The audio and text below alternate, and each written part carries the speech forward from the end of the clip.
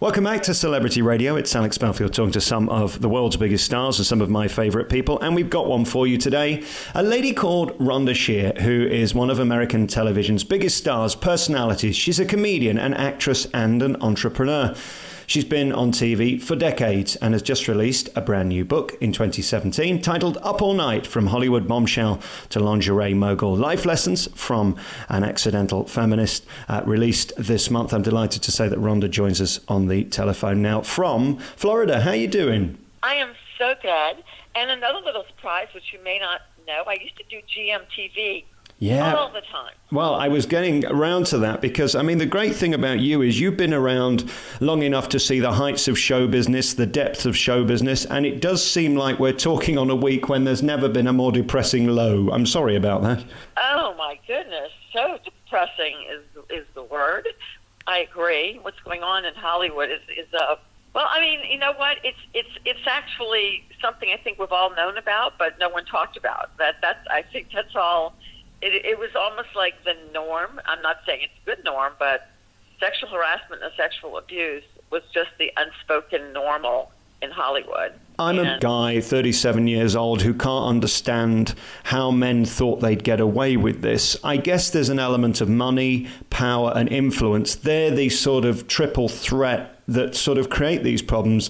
Ladies wanted to get on in the business, men were in a position to give them work and took advantage of it. That's unforgivable. Well, fame. It is unforgivable, and I think the part for me that's well, when I started in Los Angeles, there was no internet, there was no Twitter and some of the ways that you could get it out. With my mouth and knowing me, I probably would have said something and been blackballed immediately. I think that the most disappointing thing for me is some of the A-listers that could have gotten together as a sisterhood. I'm talking about females, but I know it happens with males too. But could have gotten together and just said, "Hey, let's expose this Harvey Weinstein guy," and they could have done it, and they could have put him down decades ago, because it's the young people and the new people and the up and comers that are ones that get hurt, but these people would never hurt their careers. Did you feel from the day you started in show business that you were always under pressure, being beautiful and being female, that people were, let's say, giving you opportunities that you may not have got if you weren't beautiful and female? Absolutely. There wasn't a time, and I came from New Orleans and old-fashioned upbringing, and from parents that were really strict. I mean, even when I dated, living at home, I mean, my goodness, don't let a guy touch your knee. I mean, it was. I mean, nobody could go into the back of the house where my bedroom was.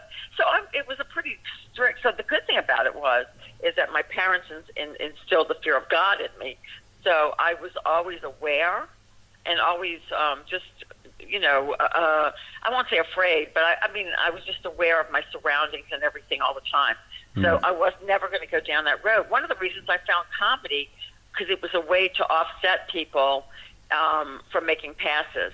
I'm not saying that they didn't make it, but I always got out of it. Now, I had some really scary, hairy moments in Hollywood, being literally, but at major places. So it wasn't like I was invited to hotel rooms many a time.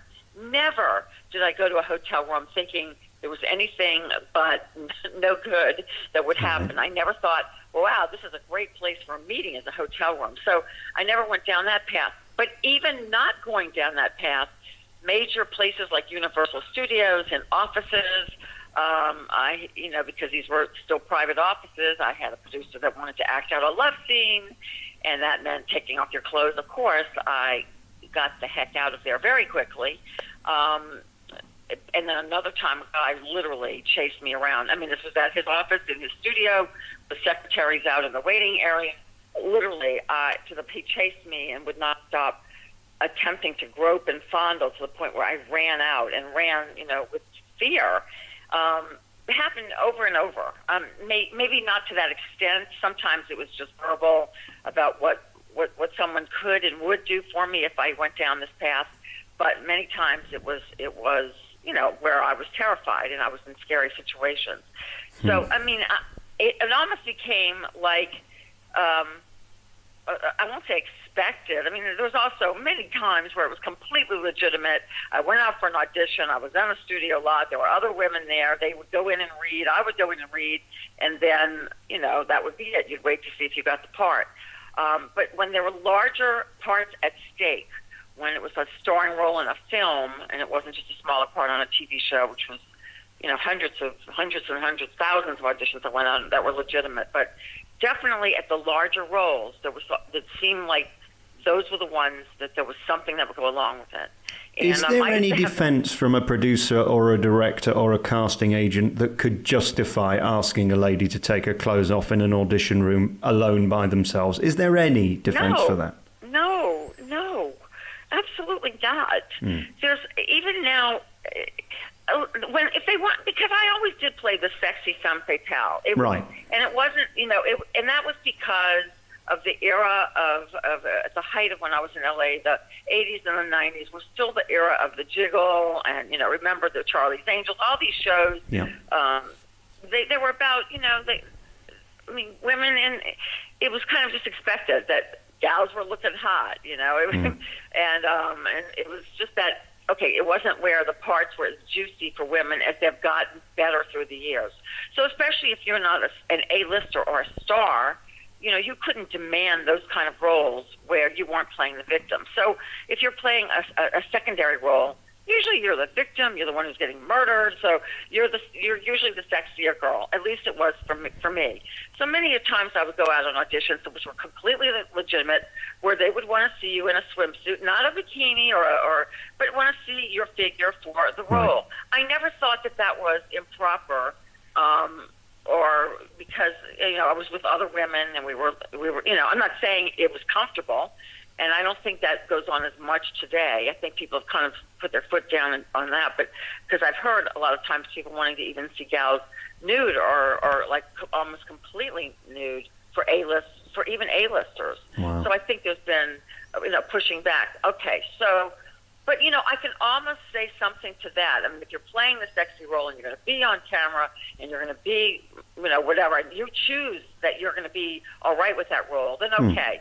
And let's be clear, I mean, you do describe yourself with affection as a bombshell, and there's nothing wrong with that. Yes. Being hot and being sexy, that's not inappropriate in show business. It's just how the casting agents, the directors and producers handle that, I guess.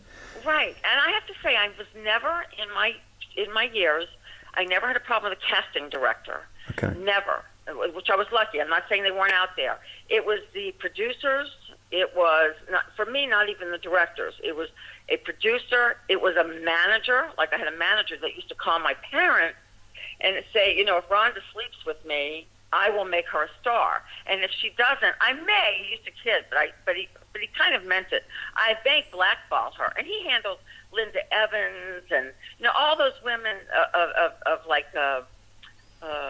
that era that were like the hottest stars. So. When someone tells you that, you kind of think, well, gee, in the meantime, he was a slob, very much like this guy that's going down now. And just this horrible human being that would just say that, and you'd be like, ugh. I mean, there was nothing romantic about it. It was just cut dry. She either does this or her career could be over. So it was like he was a major manager. So he did have clout with the studios. So for me, it was producers or managers, or mainly producers for me. Right. So I never, the casting directors were usually, you go through the studio system. At least I'm not saying it doesn't happen. And also, I'm not going to leave out actors. No doubt there were actors that were of name that would also say some pretty, I never had anybody really do or anything or fondle, but say some pretty suggestive things. And that you'll be back on my show if you and I hook up, basically. I mean, so there was that kind of abuse. We're talking today to Rhonda Shear, who has got the new book out, Up All Night, From Hollywood Bombshell to Lingerie Mogul, Life Lessons from an Accidental Feminist, which you can get on Amazon now. I wonder whether, in light of the Dustin Hoffman revelation this week, this very young lady who... And I'm sure he thought he was being extremely clever and funny, because he said it supposedly in front of a group of people, right, or whoever who was there. Now, okay, I think that's incredibly crass. Yeah, vulgar. But that actually, if he was not making a move, I would have accepted that back in the day. I know that sounds horrible. Right. But that's because those kind of things were said a lot. It's the actual, when someone says, hey, you either do this or you're out of the business. So, you move to Los Angeles or New York or wherever it is, mainly LA, and your dreams, and you've studied acting, and you've legitimately taken it seriously as a performer, and you're out there for that reason.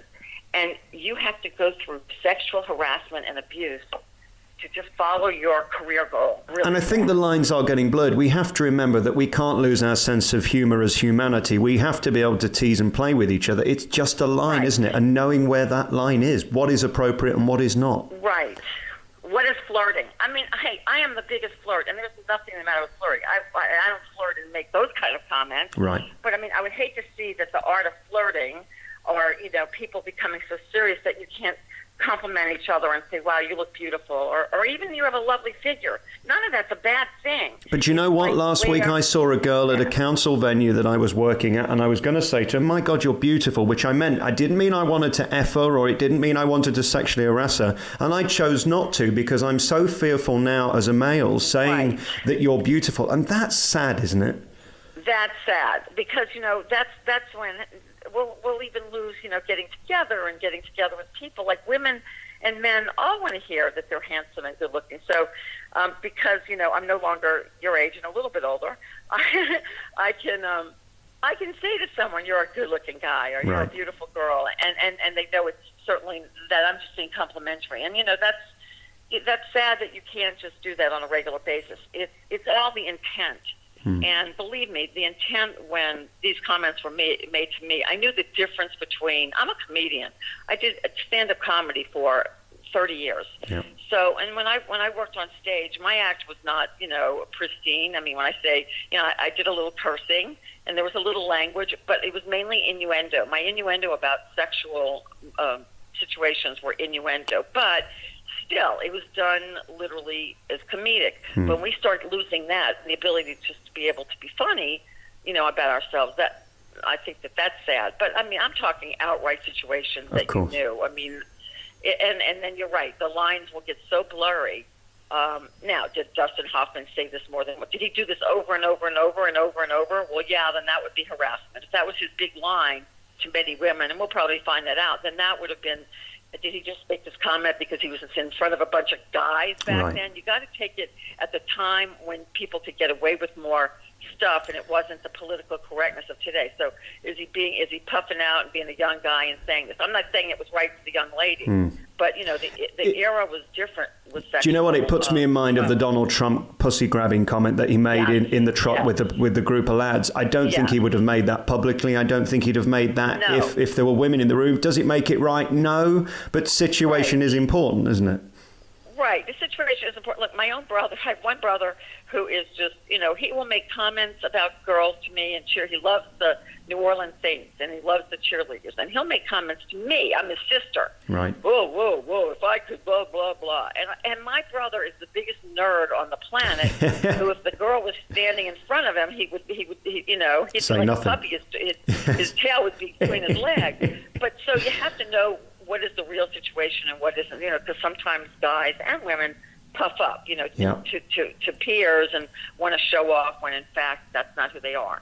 But when someone's actually making a threat to you or you have fear for your literal life and your well-being of getting raped. I was date raped in the situation with a producer. That's not in the first version of my book. The book is already, thank you, it's already in reprint. So we sold through our first batch that was printed, and then they're in reprint right now. So I went back and I spoke to the publisher and I added 2 more stories because I thought they were really relevant. And I wasn't sure if I wanted to share them initially, but I thought that for women that I should share this now and how I dealt with that. And, there isn't people go, well, how does date rape happen? It can't. If you're saying no, but it can. Someone can overpower you, literally, physically. Yeah. And that happened, and he was a big producer. And, what's really interesting about him, I put this guy out of my head to the point where I couldn't even remember his last name, and I recently just found it again. And it's like, there's a piece of me that actually wants to confront him. Really? And he's still out there. But I'm just saying that it's it's a horrible time. It was horrible for me that it took so many years, that it's 2017. As we say, the new book is out now, Up All Night by Rhonda Shear. I don't want to harp on about it, but the last two questions. One, is it still happening today? And some people say, why have these women taken so long to come forward? Why now? Well, I think so yes, it's still happening, and yes, it's happening in almost every business that we know of. It's just that the other businesses aren't glamorized, right, and the other businesses don't have the bigger the fame at the end of it. Let's face it, there's nothing bigger than being in Hollywood. I mean, you are it. Once you've opened that door, your life changes forevermore. So, yes, it's happening, and it continues to happen all around us in every business. And is there levity in it? Well, there's no levity when it's serious and someone's saying, you either sleep with me or you lose your job, which could be in the public relations business, or you could be in a sales job. It could be anything. It's just that the stakes are higher in Hollywood. The only levity is if we, as you and I both talked about, if we lose the art of being able to flirt and compliment, that would be really sad. I mean, I think that you can have fun with that and joke with someone, and you don't mean anything sexual, but other than complimenting each other as human beings and making each other feel great. There's certainly no levity to what's going on in Hollywood. I cannot believe myself it's taken this long. I actually thought to myself, I mean, I was out there 27 years and still have a toe in the business and still get called for certain things. I really kind of thought that maybe I was dreaming, but that maybe it had gone away on the level that it is now. But to hear that it's alive and well, and maybe even worse because the stakes are higher, is disgusting. But I do think this is going to open a lot of bad. It's going to open a can of worms, as it's already done.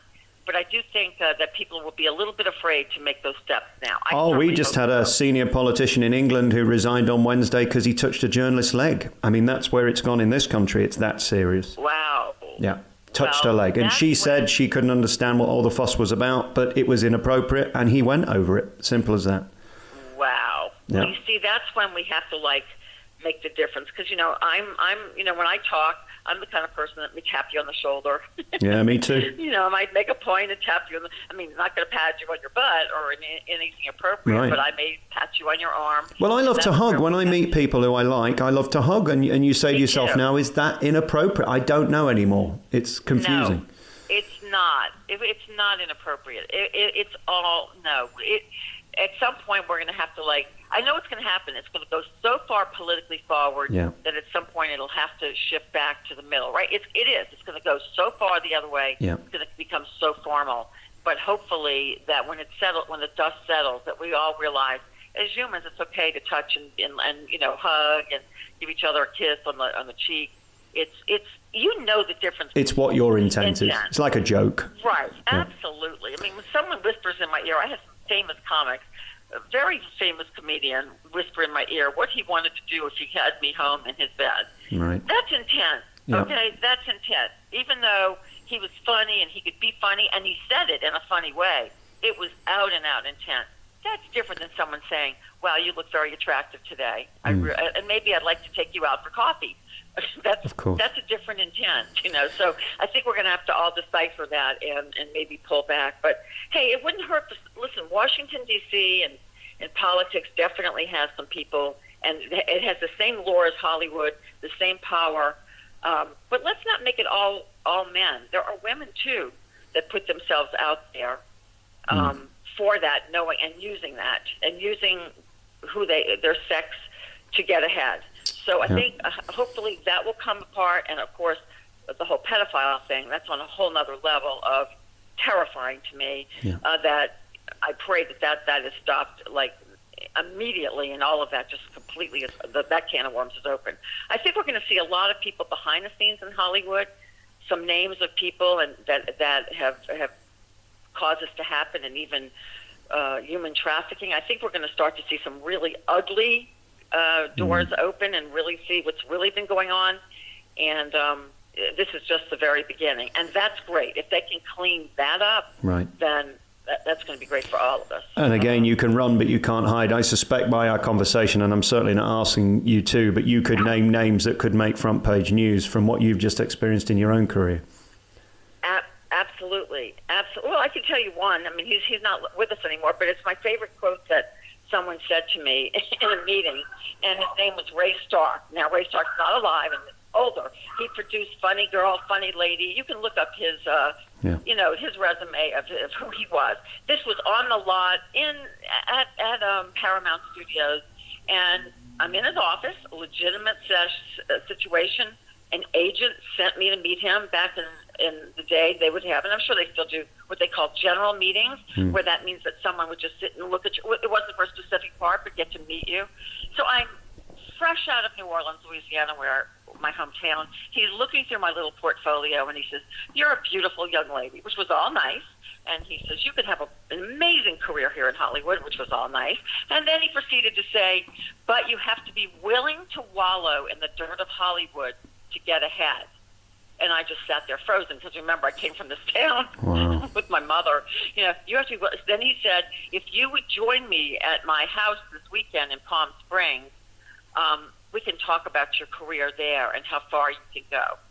So, good Lord. Apparently, his intent was way different.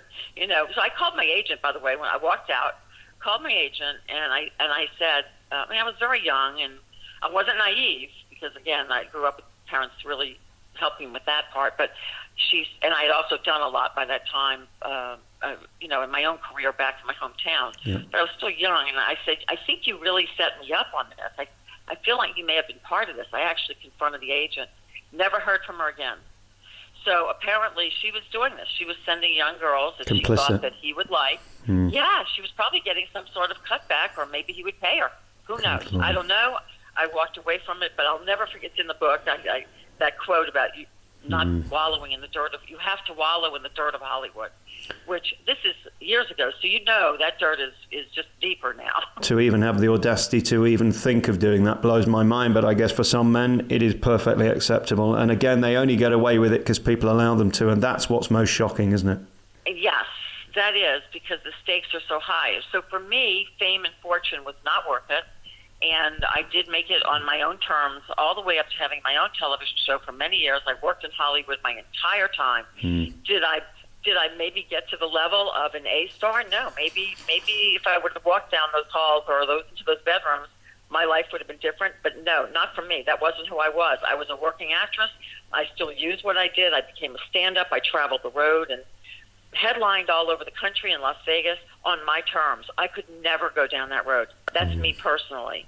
So, everybody does, it has to be comfortable in their own skin. But, I majored in communications and theater. So, to me, it was a legitimate career. I wasn't, hey, I'm just some little young girl who's going to, I want this part because I want my name in lights. No, that wasn't, and I would never have been comfortable. So that's why I wrote about it in my book before this all, and I wanted to expose it in a sense. Mine was the tip of the iceberg. But yeah, I could name a lot of names that are still out there, and I'm sure they're still doing their thing. Once a guy named Mike Greenfield. Go after him. I don't care. He's the vice president of a company called Hysteria Films. Produced the biggest of the biggest. He was the manager. He's the one that used to call my parents and say, and wish that, and not wish, but tell my parents, I should sleep with them, and also promise to blackball me. So there you go. It is. Wow. There's more names. There's million, but there's names that we wouldn't necessarily know. Of course. There's stars, of course, too. But there's names of producers that maybe the public may not know right off the hand, but they're the big dogs behind the scenes that are making Hollywood happen. Rhonda Shear's new book, Up All Night, From Hollywood Bombshell to Lingerie Mogul, Life Lessons from an Accidental Feminist, is out now. You can get it on Amazon. We've put the link at the bottom of the page. We've spoken for half an hour and we haven't even talked about you. Here's what I'd like to do. Let's leave it here today, and then in a couple of weeks, let's talk again and not even discuss anything negative and talk about your incredible career, because you've had such a wonderful life and such great success and longevity, and so few have that. Despite what we've talked about for the last half an hour, you've had a wonderful life, haven't you? Wonderful life. My Hollywood years were wonderful overall. They were fabulous, and I worked with a lot with GMTV and Good Morning TV, and I did a lot with just in the UK that I absolutely love, and I'm still in the air. My products are still in the air. under the Rhonda Shear label on QVC over there. So I'll be coming back. I just love it there. I feel at home. I feel like everybody gets my humor there. Ah, wonderful. So I would love to talk to you again. Let's do it. And next time you're in England, let's film a thing and do a proper life story piece, because I know the book is so timely at the moment with what's going on. But aside from that, as I say, what an amazing life. And you've met so many and worked with so many brilliant people as well as scumbags. And we look forward to talking about that too.